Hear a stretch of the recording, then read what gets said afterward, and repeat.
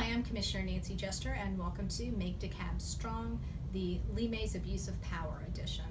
So right now we've got this ridiculous directive, which really is an abuse of power, that says commissioners can't go to county facilities and utilize staff in any way, or talk to them outside of their own district. So for instance, that would mean only myself and the super district commissioner could even look at the water treatment plant, where the entire clean water for DeKalb County comes from. The water supply is there. So it is ridiculous.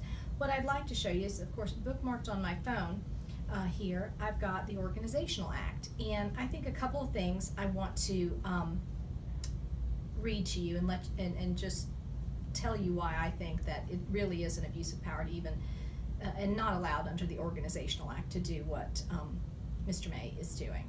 So in Section 9, that is the powers of the Commission, powers and duties of the Commission, and it talks about we can exercise powers necessary to properly function with policymaking, and which are necessary to compel enforcement of its adopted resolutions and ordinances. So that's in Section 9. So if you can't inspect something, and if you can't see how something is operating, you then have an obstacle to doing your job as outlined in the Organizational Act, which says you must compel enforcement. And then let's go to Section 13, which is the generally cited division, or it's the powers of the CEO, or in Section 13. And this is generally what folks call on and say, well, this is what the CEO does. He has the exclusive power to supervise, direct, and control the administration of the county government. It continues on. And yes, absolutely. And it says no member of the commission shall directly or indirectly instruct or control the actions of county personnel. Absolutely. But remember, in Section 9, I have to compel enforcement, so I have to be able to see something. But then back to 13, after it says what the CEO does, it says, nothing herein shall be construed to preclude any commissioner from seeking information necessary to the establishment of policy from any person, including an employee of DeKalb County. Okay, so I have a job to do to include compel enforcement. I have a job to do to set policy and understand the operations of the county, yet this obstacle is being put in the way of my doing that job. And here's one way to think about it. So if you go to restaurants and you see the little sign now, they get inspected. So a health inspector goes out and inspects them. They do not call in advance and ask the owner if it's okay if they come and inspect their kitchen today.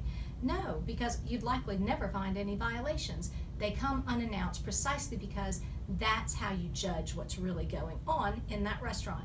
And the same principle holds true for looking at county operations.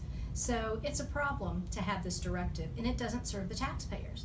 It is absolutely ridiculous and an abuse of power by Lee May, and it's got to stop. And what it is telling me is that here you see right off the bat with this type of directive the inherent problems with the CEO form of government, which is why I think it will and should eventually go away, where we get back to a professional county manager and a board of commissioners. So this abuse of power is exactly the type of thing you get when you set up a CEO form of government. So it's got to stop. It's not good for the taxpayer. And I'll tell you this, if Lee May spent time dealing with the water billing crisis rather than trying to micromanage commissioners, there wouldn't be a water billing crisis.